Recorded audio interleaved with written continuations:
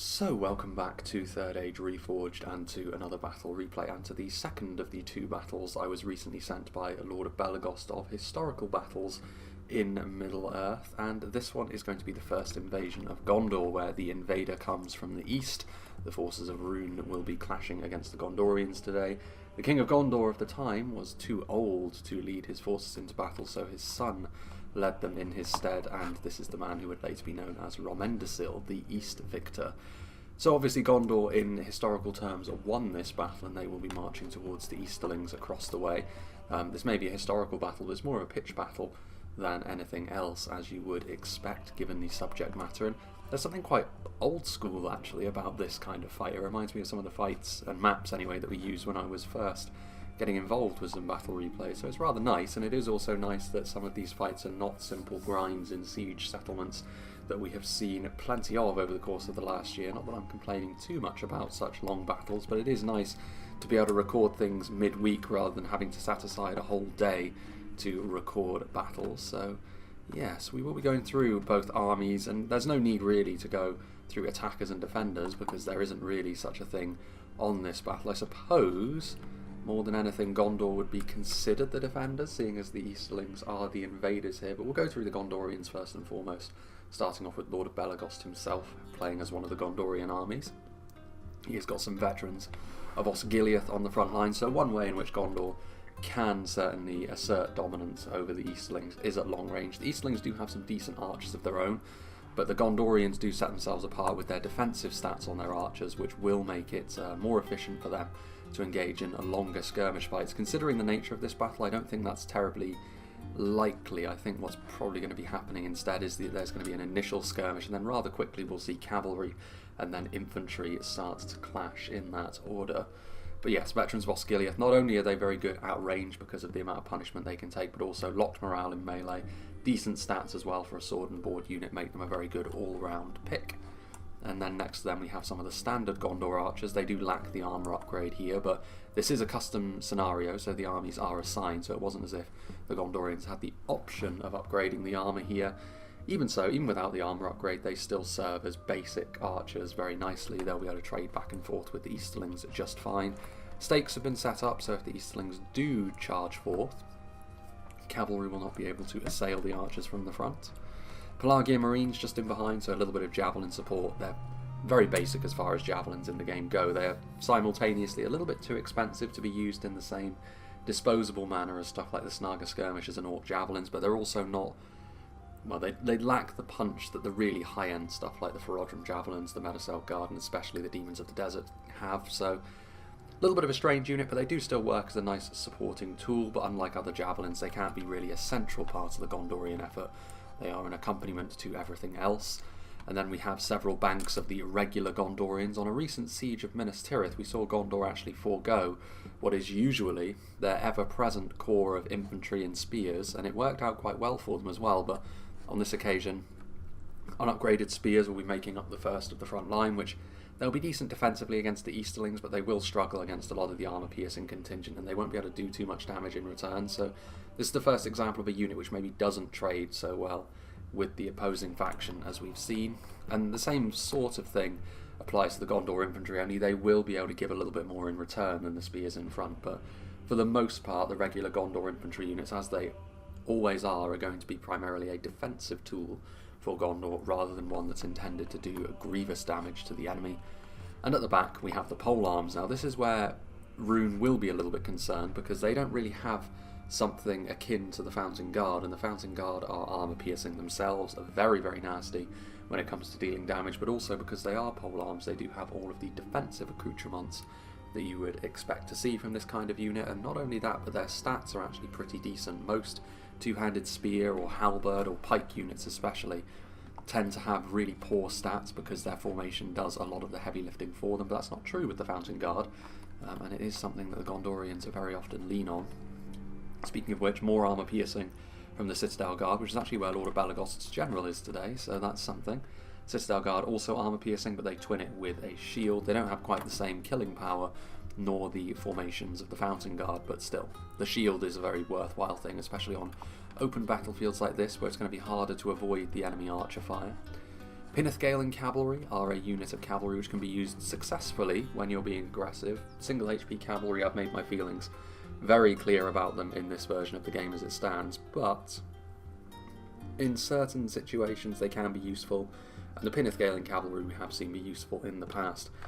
Eastlings have got cavalry of their own though. We shall see if they make themselves known on the field. The central army, add-in men. I assume this is going to be where Rhun himself is going to be, but more on him later. We do have some Gondor cavalry here, which we just got finished talking about how the Pinithgalen cavalry situationally can be useful. The Gondor cavalry, it's far more difficult to use them well, actually. They're unshielded, they're more fragile. Just generally speaking, they represent a lot of what I think is wrong with single HP cavalry in the game as it stands, and partially this is down to the overall balance of the current patch, I must say. It's not just the cavalry being too weak, there's a number of factors which contribute to this, but I'd be surprised if Adam Man manages to utilise this unit of Gondor cavalry to the extent he may wish to, but mobility is a quality all of itself on a more open battlefield like this. We've already been through the Gondor infantry on the armies we've just seen, Fountain Guard as well. We've got the front line of spearmen once again, so a similar sort of setup here with the basic units, but the Fountain Guard a little bit closer to the front over here. Also, another unit of Gondor cavalry ready to sweep across the field. So the Gondorian cavalry may be the first to engage. More Gondor infantry, we've seen some Pelagian Marines already. A formation of archers in the centre. Once again, we've got some Gondor archers just in behind the Marksmen of Caer instead of the Veterans of Osgiliath that we saw previously. They trade in more of the defensive values of the Veterans of Osgiliath for being a little bit better at dealing damage in melee with a two-handed sword, so it is a trade-off. They are a little bit cheaper than the Veterans as well, but they also lack that locked morale, so there are plenty of trade-offs between the two units, but largely at range they will do the same job. We've got some Ravenhelms of Caer, a dedicated heavy sword unit, which was actually fairly disappointing in the recent Minas Tirith siege. Against the Easterlings, especially against the lower tier Easterlings though, they should find themselves in a pretty comfortable spot. And then there's plenty of bodyguard units. The Wardens of the White Tower, the Sword and Board bodyguard unit, which I've disparaged a little bit in the past for not being up to the same level as the likes of the Númenóreans, but maybe that's to be expected, and they are still a perfectly adequate unit in class. However, the Nimlothian Honour Guard are not only stronger in terms of numbers, but also have armour piercing, also have bigger shields. They do have a spear malice, but the armour piercing largely makes up for that in most matchups. And Rhun himself will be in the Mithrandir's retinue, so the strongest unit of cavalry Gondor have. Reasonably swift, very tough as well for multiple HP lancers, but that is the key. They don't have a bonus against cavalry like knights do. Moving on to the third and final Gondor army, we have Buzzard, and he has got a trebuchet hidden in the tree line over here. On an open map like this, artillery is going to be difficult to use, especially the trebuchet, I feel, but there's every chance that artillery could be a crippling factor for the Eastlings. We'll have to wait and see. More Gondor archers lurking in the tree line, but they'll have to reveal themselves, I think. There won't be any sort of ambushing happening on these kind of open plains. Gondor infantry mixed in with the Fountain Guard, so a very nice combined arms front line. There's even Ravenhelms in there as well, so there's a bit of everything: shock infantry, pole arms, and line infantry. More Marksmen of Caer. There is a unit of Athelian Rangers over here as well, which body-piercing projectiles, ever the domineering force in this version of the game. We didn't see any in the last battle that Lord of Belagost sent in to me, but we'll see. I don't know, on more open maps like this, they are less of a scary force than they are in the sieges we often see. Axemen of Lasarnak without the armour upgrade, we very rarely see this model. This is a model that was actually in the vanilla Third Age game, and it still exists, but so often the Axemen of Lasarnak, and rightly so, have their armour upgraded, but they will be significantly weaker for it.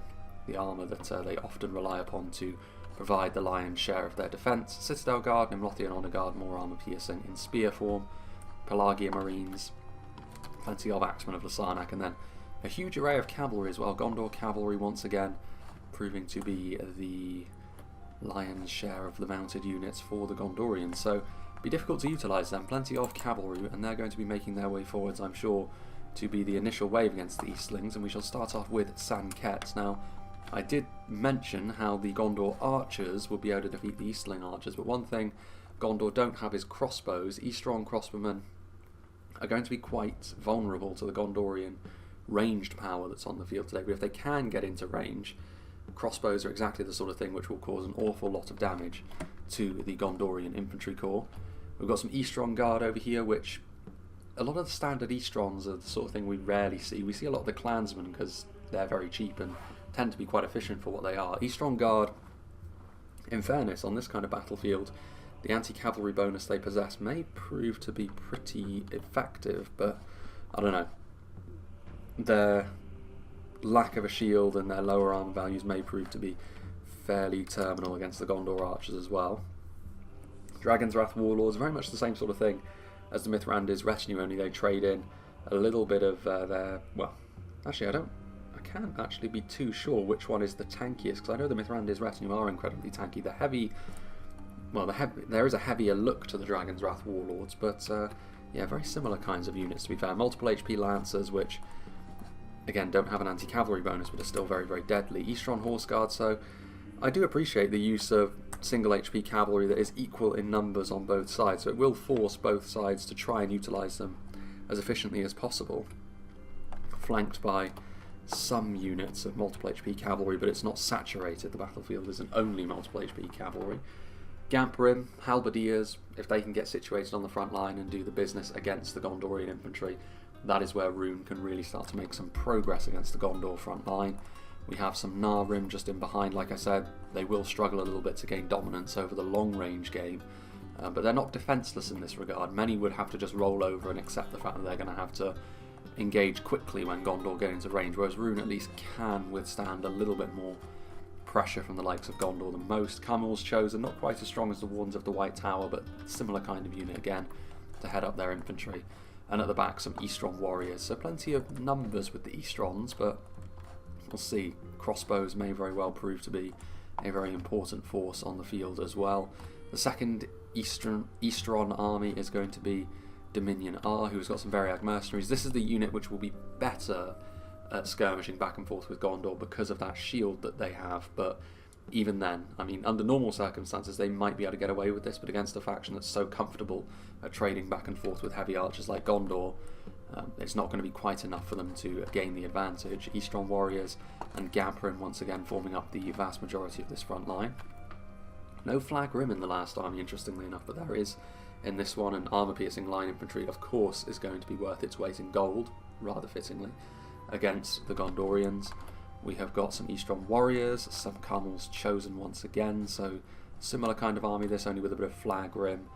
Eastron Horse Guard as well, so there's going to be a lot of cavalry action here, and I feel as though we're going to have to make liberal use of half speed once again as the cavalry spreads out across the field. We don't want to miss too much after all, even though it's going to be a challenge to keep track of everything with this much cavalry flying around.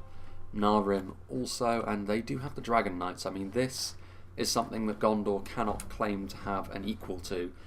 In terms of cavalry power, this is by far the strongest unit on the field because they do have an anti-cavalry bonus in addition to having the nasty charge that the Mithrandir's retinue and Dragon's Wrath warlords have. So, in fact, it might even, I think it's better actually. I think the Knight's charge is 20, whereas multiple HP Lancers very often have to make do with 15. So, very worth keeping an eye on them because that's a huge power spike that Rhun have, and Gondor will be well served to fear it. And finally, we actually have Khand, who are going to be marching alongside their Eastern brethren today. Variag warriors, heavy swordsmen. I mean, I've said before, stuff like this in the Black Uruks can be surprisingly effective, and we've seen the Black Uruks be so recently. I'm not sure whether the Variag warriors will be on this occasion though, because Gondor have got plenty of room to use their archers on them, and even in melee Gondor have got the armour as well to withstand the extra damage heavy swords can do. Nurad halberds, more halberdiers that Gondor will have to be concerned about.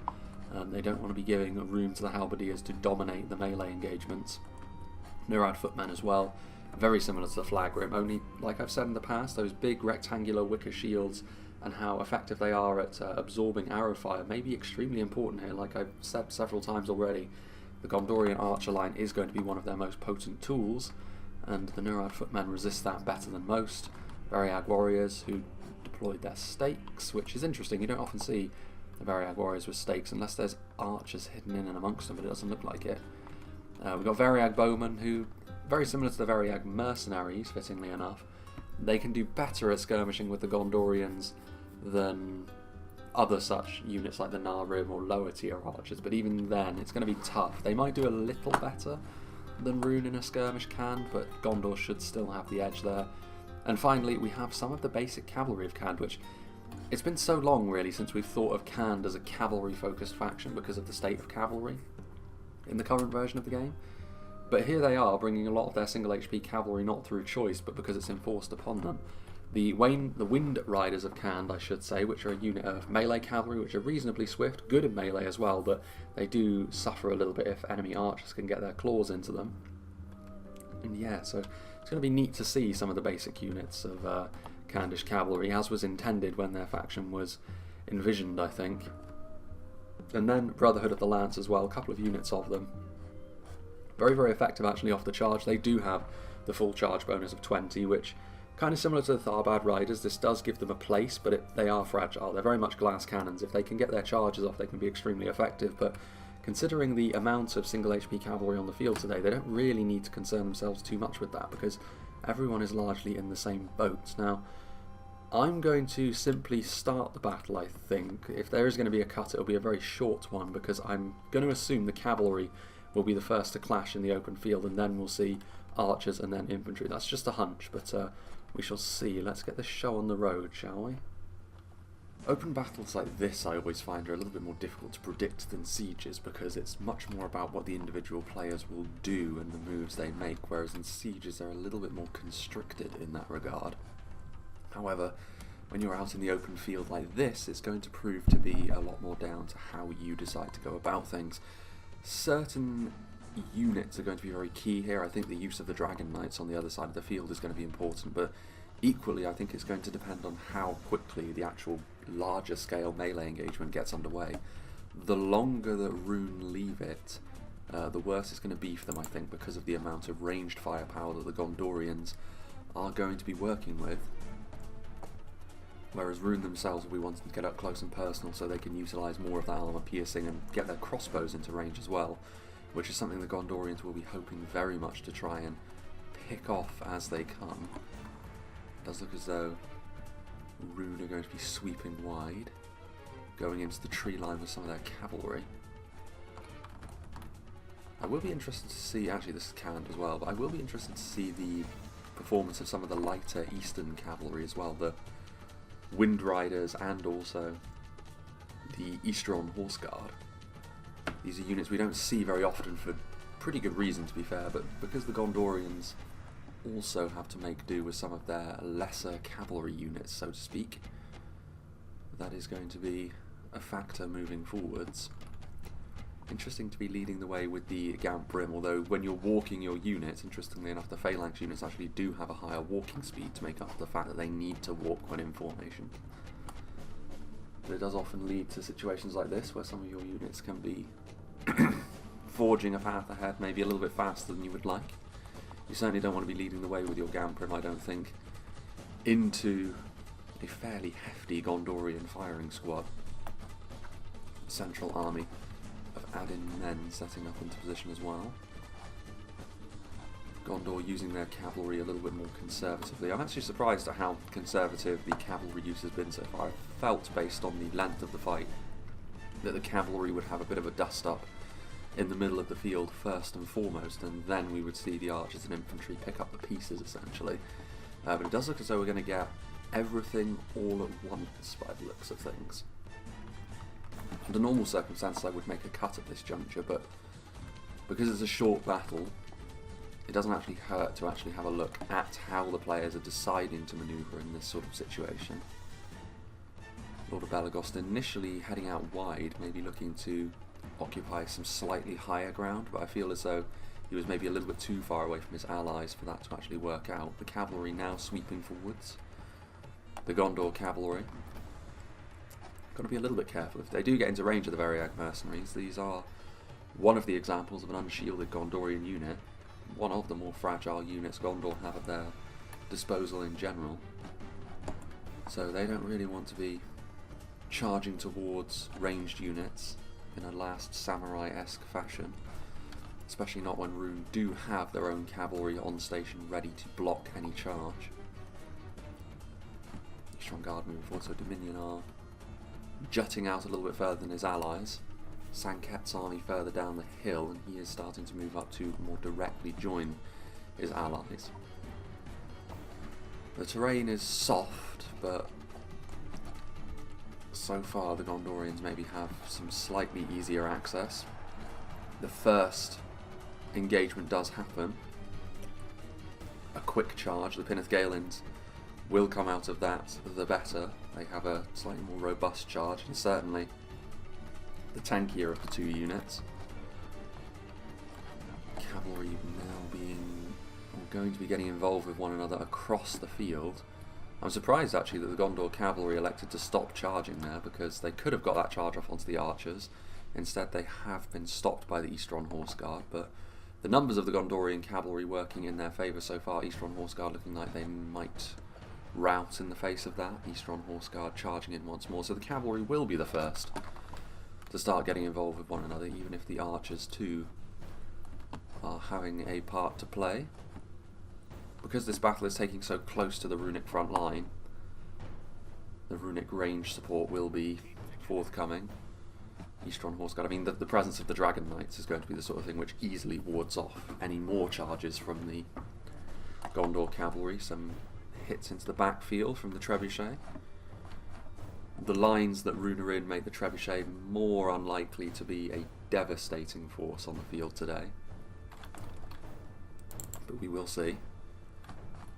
The Wind Riders moving forwards again, a sword cavalry unit, so they may not have the armour or the shields of the opposite numbers from Gondor, but they should do nicely in a sustained melee engagement with them, especially with a bit of support coming in from a wave of Brotherhood of the Lance. So Gondor need to be a little bit careful here. Their cavalry flank could collapse in the face of this sort of pressure, and the Pinethgalins also getting engaged by another unit of Wind Riders. Some infantry moving forwards as well, just in case the cavalry does get bogged down.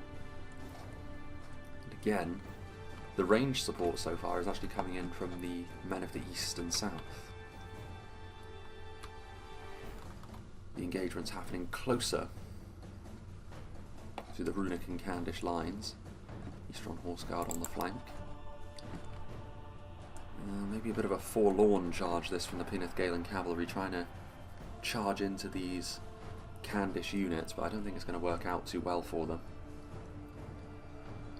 Charge to charge, the Brotherhood of the Lance are going to have the higher value, and the Wind Riders being sword cavalry means once it settles down into a melee engagement, Khand are always going to have the advantage. This is the sort of thing which maybe we could extrapolate outwards into the meta a little bit more readily in the next patch, I would hope. This is only really the case, and the relationships between the units are only really so because both forces are only engaging with cavalry, and cavalry of a similar tier as well. Something like the Mithrandir's retinue would really throw a spanner in the works for the men of the East. I mean, certainly the veterans of Osgiliath getting into firing range now, and this is the sort of thing which Gondor need to be seeing a little bit more of. Trebuchet firing once again, although it looks as though one's going to go wide and one's going to go long, even just from looking here. They are going to move forward. Pinethgalin cavalry were going to charge in, but the Variags managed to position themselves away from that situation just in time, and the Eastron Horse Guard's presence made it all the more difficult to commit to that charge. There's halberds in close proximity as well. Gondor archers starting to fire, so we will be seeing a little bit more of Gondor's ranged strength coming into play surely. Again, with one eye on the amount of time left in this battle, they do have to be careful, because in the event of a really aggressive move forward from the men of the East, a lot of those archers won't be able to utilise all their ammunition in the way they would like. If they can just pin them down with some Variags, some mercenaries, and then the standard bowmen from Khand long enough to then charge forward with all their infantry, things could get pretty messy for the Gondorians. The trebuchet trying to do its best to pick away at the ranks that are moving forward. That was a fairly decent hit, I suppose. Getting several members of that Eastron Guard unit. Though it is worth saying the Eastron Guard are not the strongest unit on offer. And the trebuchet will need to kill off far more in order to be worth its position in the roster.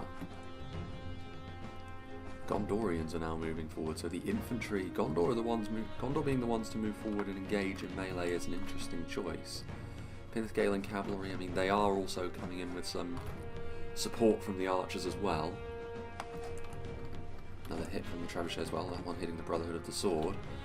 I'm not too surprised by the fate of the Gondor infantry being to be charged by some cavalry. They're lucky actually it was the sword cavalry and not the Brotherhood of the Lance, otherwise it could have been far more damaging for Belagost's infantry unit there. Pulling some spears out wide. I mean, Gondor do have... got to be very careful. Getting friendly fire on the Fountain Guard would not be ideal. They do have a lot of... Ooh, there you go. There's the friendly fire. Playing with fire based on what the terrain was like.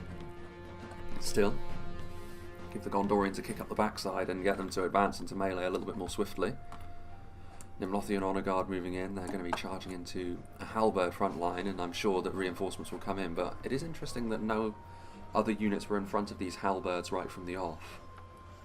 And instead they're going to have to make do with just themselves, and they will be able to hold the Gondorians at bay for a little while, but not for too long, given the quality and the numbers the Gondorians have come forward with. And the Variad Warriors also moving in. More hits coming in from the archers. There we've got the cavalry action happening in the backfield, going after the veterans of Osgiliath, and plenty of Candish units really getting in and amongst things now. And Brotherhood of the Lance, they're getting scythed down by archers, to be fair, no shields, and they are a bit of a glass cannon, but the more charges like this they can get off, they are devastating off the charge. Pelagia Marines, loose formation actually helping them somewhat there, only a few of the men having to withstand that kind of damage. I think actually what we will do is go up to down to half speed for just a moment while engagements are springing up across the field. Gondor cavalry trying to keep this runic advance in check as the runic fire arrows start to rain down on the Gondorians that have marched to meet the Easterling challenge. Gondor infantry holding the line so far. The trebuchet electing to shoot in this direction now, which is definitely the right thing to be doing, seeing as Rhun are taking the more aggressive tack here. And you definitely want to be trying to use your artillery onto units that are advancing into you rather than covering your units that are advancing into the enemy, for the reason we saw in that friendly fire earlier. Balgoth Sapphire Blazemen not having used their javelins so far, but being used as a melee unit, and they do work well as a melee unit, multiple HP, a nice two-handed Falx. Ooh, this is going to be pretty deadly. Camel's Dragon Knights absolutely demolishing that unit of Gondor infantry that was holding the front line, and this is bad news for Gondor actually. Sending forward a couple of units only of infantry was a very foolish move, I think. And this is the reason why, because they were obviously going to crumble in the face of the entire runic army being supported by the most deadly cavalry unit on the field by far. And this is a pretty jagged front line already as well. I think maybe they weren't prepared for the situation. Gondor were the aggressors on the other side primarily, but on this side Rhun are the ones taking the initiative. Pelagia Marine's going to try and use their javies, but they're not going to be allowed to, and the Flag Rim are going to have the beating of them in melee most assuredly. Got the Raven Helms of Caer Andros marching into place. They'll do quite nicely, especially against the more basic units of Eastrons that are on the field today. Camul's Chosen moving in. They will make for difficult opponents for the standard Gondorians, although there are Raven Helms in here to offer a helping hand, so it may very well come down to outright manpower in the long run here. All those flaming arrows moving in. It's far easier to keep track of what the Nar Rim are doing on the field. You know exactly what they're going to be shooting at. Citadel Guard moving in, and it is very messy here. I don't know necessarily if that gives one side a distinct advantage or not in this situation. But Rhun seem to have a better handle on what they're doing here, whereas the Gondorians seemingly are going to be scrambling to try and rebuild their lines. Flag Rim, I mean, they are shaken. They're alone against a large Gondorian force, so they're going to need more units to come to their aid, and many of the runic archers are a little bit further back. Having a look over here, Variad Cataphracts, they're a unit which I actually missed, and they too are very akin to the Camul's Dragon Knights, and it's the sort of unit which honestly, based on the setup here, Gondor do have plenty of anti-cavalry units, but the cavalry fight was always going to be extremely difficult for them to win, with Dragon Knights and now the Cataphracts that I missed, and we're already seeing some nasty hammer and anvil strikes rain down upon the Gondorian front lines. Narad Halberds are doing a decent job at holding the line as well, especially since the support of the Variag warriors started to make itself apparent, and wrapping around from Khand as well. So even here, where the Gondorians were the ones to take the aggressive approach and presumably have a more coherent setup from the off, Khand have reacted to that quite nicely, and they're now wrapping around with some Brotherhood of the Sword, which will do nicely against Gondor spearmen. Regular Gondorian units are not going to be the answer against a unit like the Brotherhood of the Sword. Fortunate it's not Brotherhood of the Axe, actually, otherwise they'd be carving through their ranks very quickly indeed. Gondor need to do something about this. There's not I mean, Pinnith cavalry is not really going to be the answer either, but Lance is down. The Gondor front line is going to evaporate if you allow the cataphracts to continue to demolish your lines in this fashion. A little bit worried for the Gondorian efforts on the field so far, I must say. Are they having any sort of success over here? I mean, these Gamprim are too isolated against a Gondorian force, so that's something. Rotting meat being utilised, but so far Gondor have been the ones more likely to rout. Flagrim outnumbered and outgunned actually by the Fountain Guard. Both are also taking arrow fire from the Nar Rim, so there's equally as much friendly fire, it seems, as there is hitting the Gondorian ranks, so that's more of a neutral effect on the battle so far. Flaming Shot being used by Gondor now as well in an effort to break off some of these more isolated pockets of runic resistance, which is fair enough. Stuff like Citadel Guard and Fountain Guard are less likely to rout than the standard Lope units that Rhun have, and indeed some Gamprim are already fleeing. Very depleted, but this is the sort of thing they need to be seeing a little bit more of, Gondor. These front lines have now been thoroughly reinforced as well, so the initial sacrificial line, intentional or no, from Adinman has been long forgotten, and we are now seeing Gondor go toe-to-toe with the Easterlings a lot more readily. The Carmel's Chosen are on the front line, but not enough to equalise the quality entirely, given the reliance on Eastrons. Vanguard of King Elisar is a unit that I somehow managed to miss as well. I mean, they are making a return to the next patch, but in this version of the game they are more of a hidden unit than anything else. Two-handed swordsman, bodyguard tier unit of such. And those bodyguard tier units from Adinmen may prove to be absolutely vital. The unupgraded Axeman of Lasarnak guarding the flanks, doing okay against the Eastron warriors so far. And also backed up by Nimlothian Honor Guard from the flank as well. So yeah, these basic Eastrons are not going to be enough to deal with what in my opinion represents the best of the Gondorian infantry. Flagrim on the way forwards. Eastron Guard as well, Gamprim. So, I mean, they are wrapping around the Easterlings, but it's just whether or not they actually have the muscle to be able to bust through the Gondorian lines. I mean, with a lot of Eastrons and a lot, well, yeah, Eastron warriors and Eastron Guard, these aren't the finest units in the world, if we're being brutally honest. So the Gondorians won't be overly concerned by their use on the field. This is a bit of a problem, though. Dragon's Wrath Warlords, another unit of multiple HP cavalry. Marching around. Gondor spearmen need to be ready to respond to this. I mean, they're clad in gold, so you should be able to see them fairly easily. They're going to charge into this unit of Gondor infantry. Isolated as it is, they can really take their pick here. If the invaders from the east are to change history here, it will be built on the backs of their cavalry, certainly. We've seen their high-end cavalry be used very effectively. Crossfire coming in from the archers, but the Dragon's Wrath Warlords, thick enough armour to be able to withstand that all day long. And what have we back here? How are Gondor withstanding Khan? Not all that well if infantry is able to get in and amongst the archer force that Belagost had in the backfields. Cavalry cresting the horizon in the sunset. Variag cataphracts doing the business. Do Gondor still have a fighting force on the front line? They do, as a matter of fact. The balance of forces is evenly matched. Brotherhood of the Axe getting involved. The fact that Gondor are still fighting on this front line in spite of the pressure from the cavalry is very impressive, I suppose. Mithrandir's retinue out and about. The one unit of multiple HP cavalry Gondor have going to need to try and engage in some of the same behaviour that the invaders have. This one Narad footman found himself in the wrong part of the fight.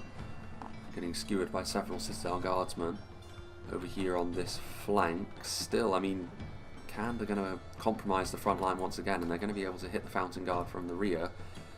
Caught between the Hellbirds and the Brotherhood of the Sword, even the Fountain Guard may very well end up struggling. So as much as Gondor are doing well to hold on to this front line and they're not collapsing, the shape of the engagement isn't great for them still. It's Rhun McCallum shouting out across the field.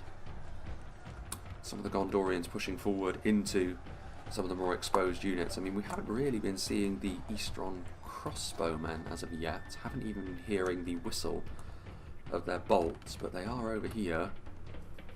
The sort of unit which can rack up a very high kill count pretty quickly, and there's a lot of dangerous units here for Rhun, but all of these skirmishers need to be committed to the front line more quickly, I think, from Rhun, because over here, unlike between Khand and Gondor on the other side of the field, Rhun are starting to really feel the burden of taking the Gondorian infantry force on. As much as the invaders have got more of the high-end cavalry, Gondor have certainly got more of their high-end infantry, and that is proving to be significant on these front lines.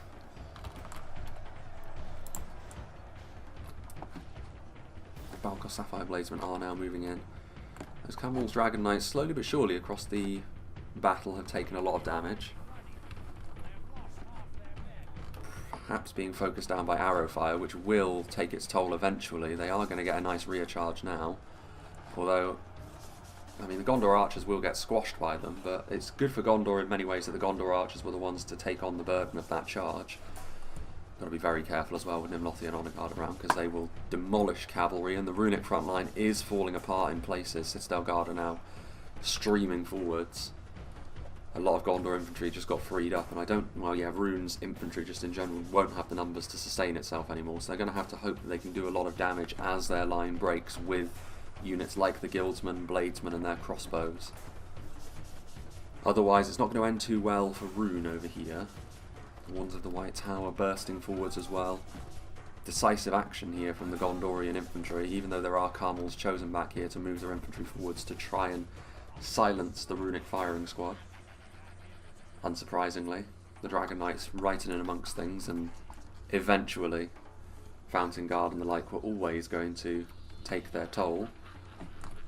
Mithrandir's retinue need to be careful. They are not, well, technically speaking, that is Romendasil. He has fallen. So if nothing else, that is how this battle is changed. Rather than becoming a legend, he becomes a martyr. I mean, in stark contrast to the fight on the other side, it does look as though Khand are going to be victorious against Gondor on this flank. Maybe not to the same extent Gondor were victorious against Rhun, though, and that will be significant, I fear, as the battle goes on. Those Variag Cataphracts have been very deadly, however. I was about to say the Mithrandir's retinue find themselves outgunned and slightly outnumbered by the Cataphracts, and it cost Adin Men his general, which may have an effect over here. Although somehow I doubt it. Nar-Rim are now moving forwards. More and more Rhun's entire fighting force consists of archers that are out of ammunition. Nimlothian Honor Guard forcing a rout from the Nar-Rim. The Variag mercenaries will surely not be that far behind, wavering as they are. Still a few missiles being flung back and forth between the various sides, but at this point it's a bit of a scramble on. Gondor, Wands of the White Tower, moving into position. Going to start carving their way through the Nar-Rim and the Eastron crossbowman, trying to deal with Rhun as quickly as possible to meet the rather inevitable challenge of Khand. The battle is rather rapidly going to reach its conclusion now, though, I think. Missiles still flying overhead. The Carmel's Chosen will stand up more readily. There goes the other runic general in the Dragon's Wrath Warlords. Still in the back lines over here, trying to feast upon more vulnerable units, but there isn't really a huge amount of vulnerable units back here anymore. Nimlothians, Gondor Spearmen. That's maybe been the great equaliser in terms of the cavalry not being maybe as deadly as it could have been, and it's the fact that Gondor represents something of a hedgehog army, for lack of a better term, with all of their spears and polearms. So even when you do get a decent charge in, chances are your cavalry is going to take attritional damage more readily than it would against many other fighting forces. Eastron Crossmen trying to back up a little bit, and this does serve a purpose for Rhun if they do kite Gondor a little bit, because it will buy more time for Khand and soften the Gondorian forces up for maybe the men of the southeast rather, I should say, to do the business. Still those Cardinals chosen. Javelin support coming in now as well, though, from the Gondorians. Pelagia Marines, shaken though they may be. Extra damage. Decent pocket of Gondorians over here as well. Nimlothian Honor Guard and Fountain Guard fighting side by side. Been one of the most effective aspects of the Gondorian army, certainly. Very much reliant on the finest that Minas Tirith has to offer. And Eastron Guard are going to be no match for them in the long run. Y2K is victorious, I think, on this front line. There's maybe a little bit of resistance still being put up. Yeah, there's still a unit of Fountain Guard and a unit of Spears. Khand content to just leave a token force, and maybe, I don't know if they're going to end up losing that fight or not, but it's rather a footnote of an engagement at this point. Either Belagos can turn it around based on Khand moving all of their units over here to try and engage the Gondorians that are still chasing down Rhun, or Khand win, but they have nothing left really to be able to challenge the Gondorians over here with. And I'm not convinced that Khand are going to have enough here to turn things around either. Started off a little bit hairy for Gondor, but their defensive nous, I think, has done them a lot of favours. More arrow fire coming in here, hitting the Veriag bowman.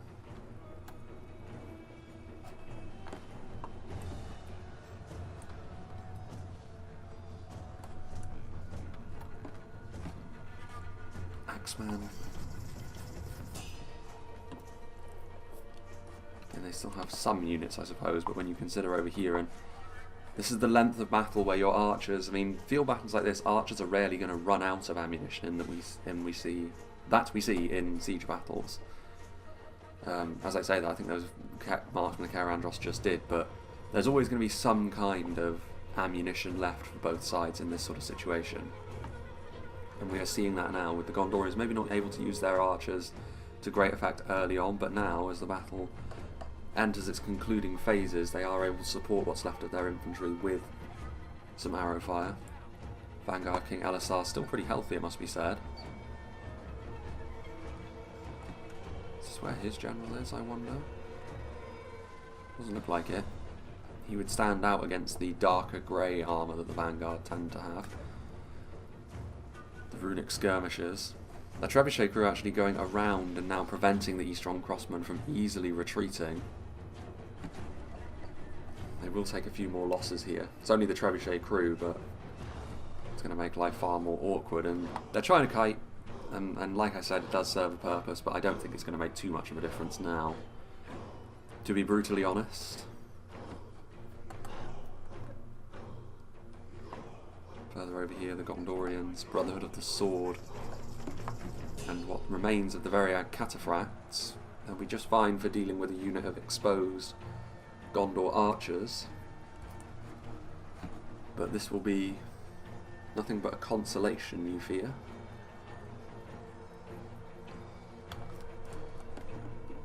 Further up the hill,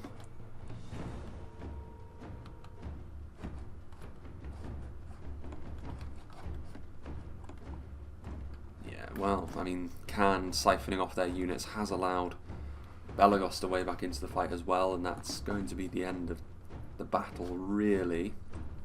It's just going to be clean up from here on in. And the Gondorians victorious, so history has not changed in terms of the outcome, but with Romendasil's death, there is something of a difference in this fight, much like in the last battle where the overall outcome of the fight for Gladden Fields ended the same way, but the Orcs made the Elves and the Woodsmen pay far more dearly. So slight variations on the actual event so far is what we have seen.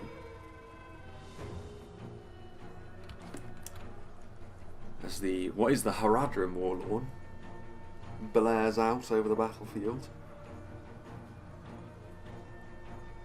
Nargrim actually withstanding this melee engagement surprisingly well. don't think there's anything else. Well, no, there's some Eastron crossbowmen further down the hill. Eastron Guard are running. It's a shame that Gondor don't have any cavalry, otherwise this sort of kiting tactic that Sanket is employing would never function. And the Narrim trying to use guard mode, I think, because they've still got their bows out, and that means they're just getting shanked free of charge in melee, really. And they are trying to flee. I'm surprised they didn't rout actually when they peeled themselves off the line. Eastron crossbows. The cynic may say that Sanket is trying to pad his kill count, but who can blame him?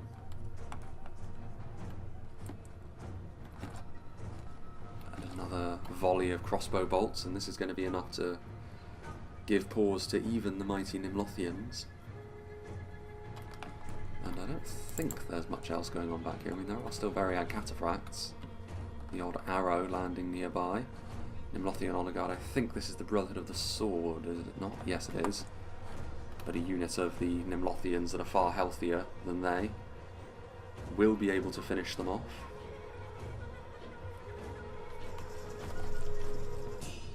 And the cataphracts still running around, so it's clean up really, as I mentioned. Eastron warriors are fleeing. Eastron Guard, a little bit of skirmishing going on as the Narrim try to shoot, but the Trebuchet crew engages with them, and so do the Pelargian Marines, but the Narrim actually may well win that fight.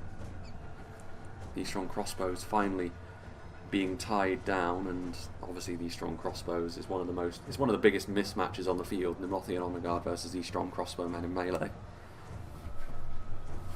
Really, it's just a case of if they can get any kills at all in melee with those little short swords they have, and they can't because they rout. And I mean, to be fair, the Narrim did end up routing the battered Pelargian Marines and Trebuchet crew. So here they are. Still the Athelian Rangers, which I didn't really see the Athelian Rangers go about their business, and on an open field map like this, it's going to be harder for Rangers to get a ridiculous kill count, but it's very possible that those front lines that got set up, the Rangers were a big factor. But as with most archers, especially in a fast and furious fight like this, it's very hard to keep track of them. Marksman of Caer Andros will succeed where the Pelargian Marines failed, however, and the Narrim break with instant effect. That's the end of that. The cataphracts were shot down at some point, the Nurad footmen are gone, and so the final unit left standing, Y2K's Brotherhood of the Sword, facing off against the Nimlothian Honor Guard, and their very high melee defense will have played into that, certainly. And that's going to be that. Interesting kind of fight. I mean, with a pitch battle like this, things happen very quickly. So momentum shifts can happen quickly as well. I feared the worst for Gondor when those hammer and anvil charges from the Dragon Knights and cataphracts were coming in, but the strength of their infantry, and ultimately Rhun maybe not having enough on the front line to meet that challenge, maybe getting a little bit ahead of themselves by trying to wrap around the lines over on the other side, was maybe where things started to unravel. The Gondorian archers slowly but surely picking away at the enemy as well. And this was a fight where Gondor's faction focus, actually, as the victory is confirmed, did actually come in clutch for them. Gondor are not thought of particularly positively in the current patch, and for understandable reasons, which are fairly long-winded. But on this occasion, actually, their defensive focus, their spears, their ability to hold a front line, their archers, all of these things came into effect, and even in spite of the fact that their cavalry force maybe isn't really well equipped to be dealing with either of their two opponents today, it was still enough to see them over the line. And history was followed, like I said, for the most part, aside from Romendasil's death. That's most unfortunate, but the invasion has been thrown off. So, let's see what did the damage. I can't tell which army is which. We'll have to guess. I mean, this is Adin Men's because he's got the Mithrandir's retinue.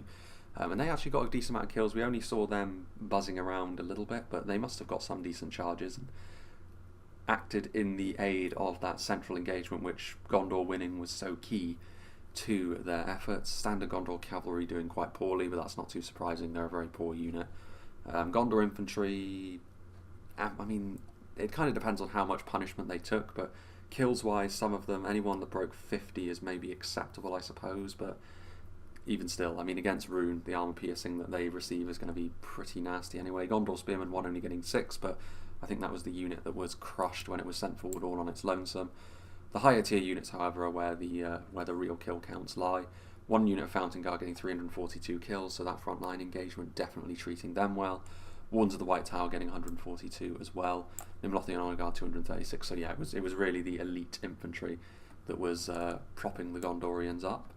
The next army, 307 on a unit of Citadel Guard, is not bad at all. The General's bodyguard unit, of course. Romendasil was the only Gondor general to actually fall, so he managed to survive in light of that. Maybe he will pick up that title instead. Both Fountain Guards, again, doing very nicely. Veterans of Osculia, so this might have been Belagost's army. Both Fountain Guards and the Nimlothian Honor Guard, again, being the standout performers. And then last but not least, some Citadel Guard again getting a decent kill count. A unit of Pelagia Marines getting 204 is not half bad. The other Pelagia Marines in the other armies didn't do very well at all, but these did.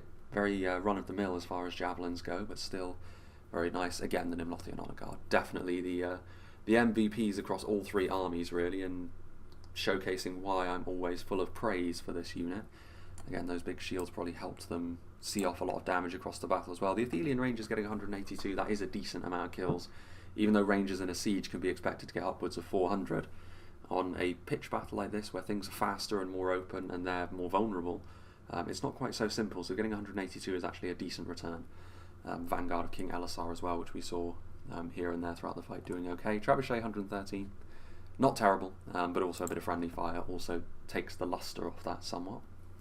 So yeah, big thank you to Lord of Belagost for sending this one in, and I believe the idea is going to be that more such historical battles are run, and I'm sure that as time goes on they'll probably get a little bit more elaborate than the two that we have seen thus far, and yeah, I mean, we'll see how things develop in that regard, but I look forward to seeing what else he can cook up over the course of the next few months.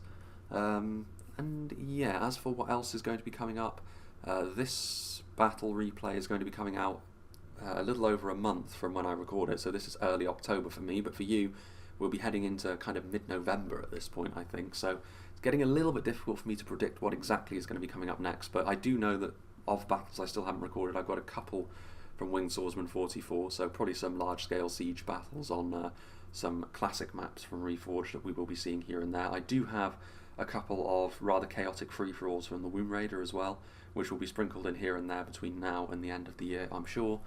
And I also have one battle from Silmarillion Total War as well from Captain Gervais. As for anything else, the other thing to mention, of course, is the fact that I do intend to do an actual live stream update this time rather than just a video that I throw together, because I do believe that I have a very good idea now of what's going to be happening. And it'll be affecting the channel in kind of an incidental way, I suppose, and any changes that happen will be positive. But it's one of those things that there will be a period of upheaval before things start to get into more of a rhythm again. So I do want to maintain this month's grace period that I have, basically, of recording, so that when this does happen, even if I'm not able to record for a couple of weeks or so, to meet this upheaval, that won't really affect my ability to maintain my schedule. It's not too dissimilar for when I go away for work, to be honest with you. Only this time it may very well be the last time I have to deal with such things for a little while, but again, we'll see. It's the sort of thing which will be coming out in a channel update video, I'm sure, or live stream I should say, fairly soon, I would hope. Probably towards the tail end of November is what I'm looking at, but we shall see. Regardless of all of that, big thank you to Belagos once again. Long may this sort of thing continue. I hope you enjoyed this, and I hope you'll join me for whatever is next.